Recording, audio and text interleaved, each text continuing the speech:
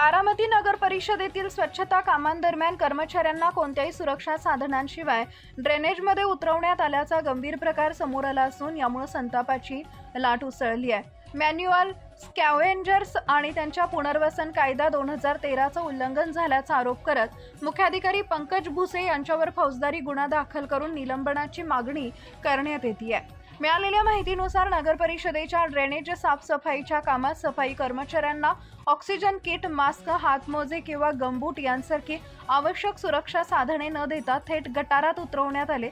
यामुळे कर्मचाऱ्यांच्या जीविताला धोका निर्माण झाल्याचा आरोप आहे। कायद्यानुसार अशा प्रकारे कोणत्याही व्यक्तीकडून मैला साफ करून घेणं किंवा गटारात उतरवणं हा गंभीर गुन्हा मानला जातो। संबंधित अधिकाऱ्यांवर कारावास आणि दंडाची तरतूद आहे। या प्रकरणी संबंधितांवर तात्काळ FIR नोंदवून कारवाई करावी, तसेच चौकशी पूर्ण होईपर्यंत मुख्याधिकाऱ्यांना निलंबित करावे अशी मागणी होतीये। तसेच नगर परिषदेतील सर्व स्वच्छता कर्मचाऱ्यांसाठी सुरक्षा साधनांची तातडीने तपासणी करण्याची मागणीही पुढे आली आहे। दरम्यान प्रशासनाने त्वरित पावले न उचलल्यास तीव्र आंदोलन छेडण्याचा इशारा देण्यात आला आहे।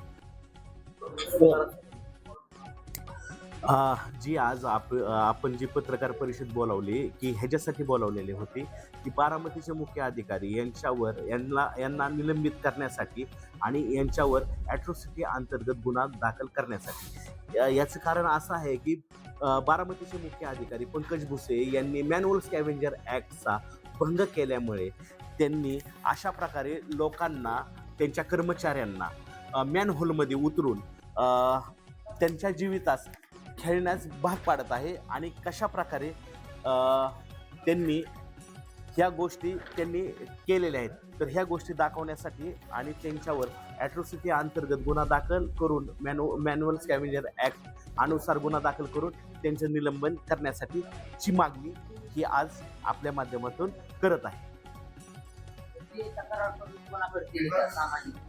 याची तक्रार आम्ही गृह विभागाकडे केलेली आहे, पुणे ग्रामीण SP यांच्याकडे केलेली आहे आणि त्याच्या बाबतीमध्ये तक्रार निवारणासाठी बारामतीची पोलीस स्टेशनकडे ही शहर पोलीस स्टेशनकडे आलेला आहे।